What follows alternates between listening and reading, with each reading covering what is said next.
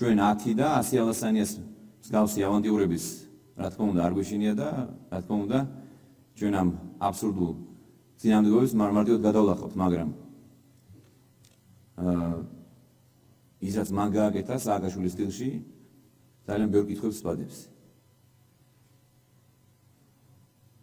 ძალიან სამწუხაროა, რომ ის მხარეს აღმოჩნდნენ ადამიანები, რომლებიც მე ვთვლი, რომ არიან ჩვენი მეგობრები, ჩვენი თანამებრძოლები, მე მათ გულსხმელობაში ვარ დარწმუნებული. სამწუხაროდ ისინიც არიან მოტყუებულები.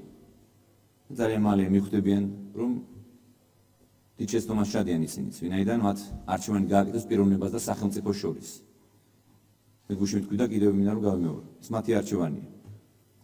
და ისინიც გაიზიარებენ იმ დიდ პასუხისმგებლობას, რომელიც დაკავშირებული არის მათ მიერ ჩადენილ შეცდომასთან. მე მინდა ჩვენს მოსახლეობას უთხრა. იცით, რომ ჩვენ ვართ ძლიერი სახელმწიფო.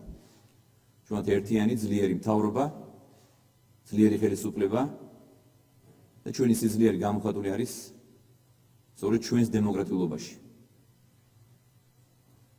ჩვენი ინსტიტუტები მუშაობენ ეფექტურად, გამართულად და ჩვენ არავითარი წინააღმდეგობა არ შეგვექმნება. არც მთავრობაში და არც პარლამენტში. მარაცებს არავითარი კრიზისის საშიშროება და საფრთხე ჩვენ გვეყოლება მყარი უმრავლესობა პარლამენტში და მთავრობა გააგრძელებს კიდევ უფრო ეფექტიანად მუშაობას.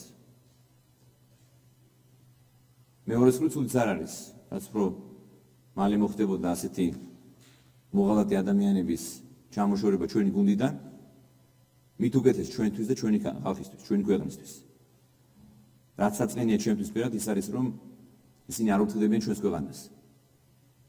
მათ არ ეწოდება ჩვენი ქვეყანა და ჩვენი ხალხი. რომ მათ ძალიან ბევრ უბედურებას გაუძლო.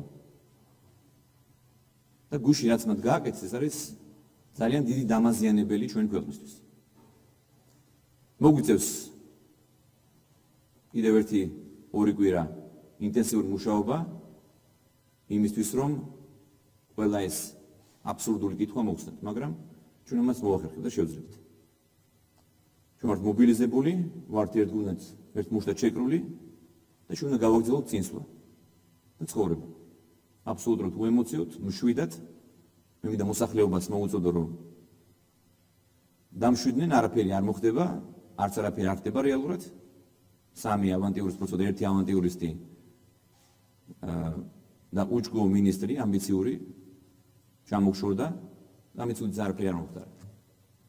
მე მინდა გავიხსენო, რომ ერთადერთი ადამიანი, რომელიც პირდაპირ ღიად ლობირებდა და მფარველობდა ნაციონალებს, იყო ირაკლი ალასანია. დაწყებული იგი უგულავათი, ბოკერიათი, ასე რომ ჩემში ყველა კითხვა არის ამოხსნილი. იგივე მისი განცხადება 2 დღის წინ, რომ ის აპირებს ყველასთან ითანამშრომლოს, ყველა პროევროპულ ძალებთან, მათ შორის ნაციონალებთან, რა თქმა უნდა, ეს არის კიდევ ერთი თვითლუსტრირება.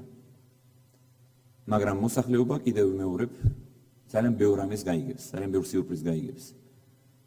და ეს იქნება კიდევ ერთხელ შემარცხვენელი მისთვის პირადად.